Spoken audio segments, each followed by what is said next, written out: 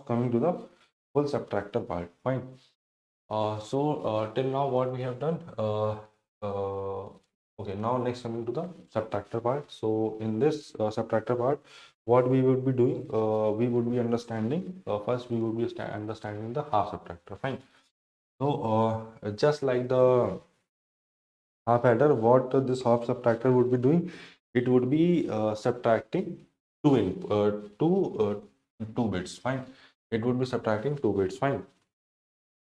Okay, just like the half adder. Okay, half adder was adding 2 bits, so half subtractor would be subtracting 2 bits. Fine. Now for the 2 bits A and B, means for the two inputs A and B, total possible combinations would be 2 to the power 4. Sorry, 2 to the power. Just a second. Yes. For half subtractor, two inputs are present, A and B. So total 2 to the power 2, that will give 4 combinations. Okay. This will give 4 combinations. Okay. Total 4 combinations would be present. So what are these 4 combinations? 0, 0, 0, 1, 1, 0, and 1, 1. Okay. So these 4 combinations would be present. Okay. 0, 0, 0, 1, 1, 0, and 1, 1. Fine. Now, in this case of the half subtractor, what we would be getting, we would be getting difference as D and borrow as B out. Okay, because in case of this means we need to borrow when we are doing a subtraction. Borrow is being present there. Fine. Okay. Now first what we are doing, so we are doing A minus. Okay. So we are doing A minus. Fine.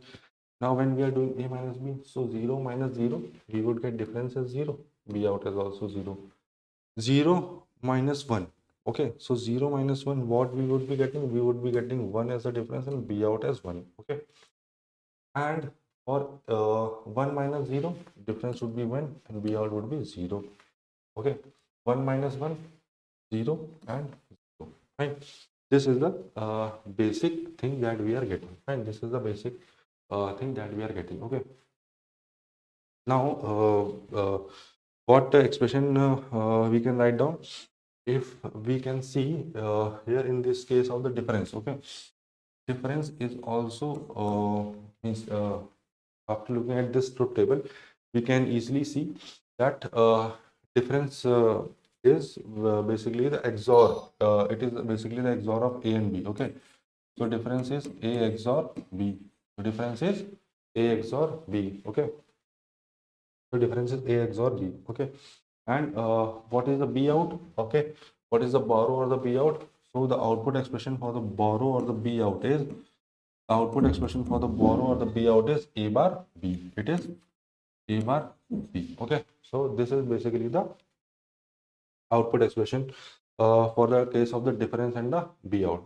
For the difference, it is A XOR B, and for the borrow, it is B out. It is A bar B. Fine. Now, if instead of this A minus B, if we are doing B minus A, then what would happen if we are doing B minus A? Okay. So just a second. Fine. Is all this fine? So these expressions are basically for A minus B. Fine.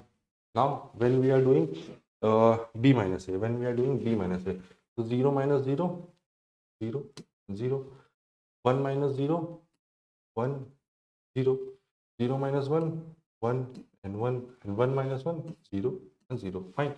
So in this case, what would happen? D would remain the same, D would remain the same, and that would be A XOR B. D would remain the same, and the only thing that would change is B out. So in this case, what would be the B out?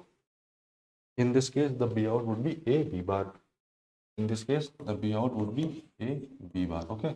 So this is for the case of B minus A. This is for the case of B minus A. So what we can observe from this, that if we are doing A minus B or if we are doing B minus A, difference remains the same in both the case, as we are getting the expression A plus A XOR B only in both the case. Okay, difference would remain the same as A XOR B. What is changing? B out is changing. In first case, B out is A bar B, and in the other case B out is A B bar. Fine. So what is changing? B out is changing. Fine. And difference is remaining the same. So this was all about the half subtractor. Fine. Now you can just have a look over it just for a second.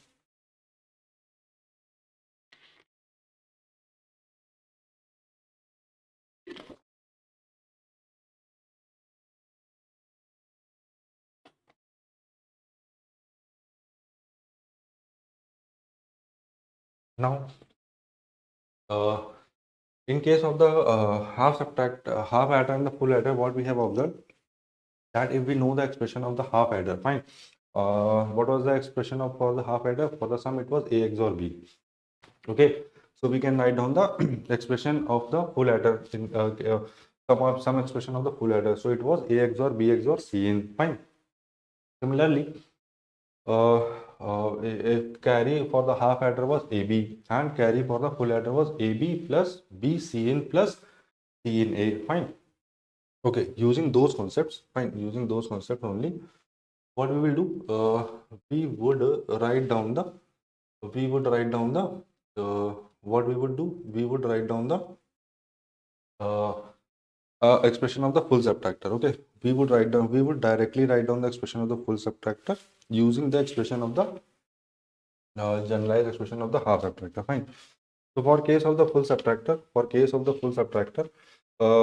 what would happen? Okay, now for case of the full subtractor, what would happen? D would remain the same. So D would be A XOR B XOR B. Fine. So D would remain the same. D would remain the same. The thing that would be changing is AB.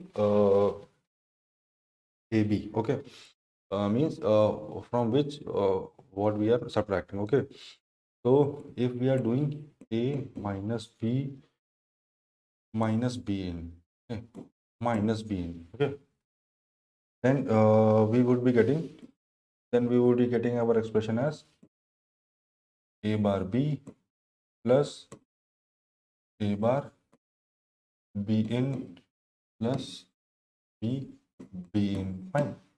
And if we are doing B minus A minus B in, then we would be getting A B bar plus A B in plus B bar B in. Fine. Okay. So this is the thing, means for the difference, this equation would remain the same, and if we are doing A minus B in, then we would get this expression for the borrow, and if we are doing B minus A minus B in, then we would get this expression for the borrow. Fine. So this is the basic of the full subtractor. Okay, so this is the basic of the full subtractor. Fine. In this case, you just need to understand, or you can say, if you wish, you can learn these equations. Fine. So this is how the full subtractor, this is what the basic equation of the full subtractor is. Fine. Now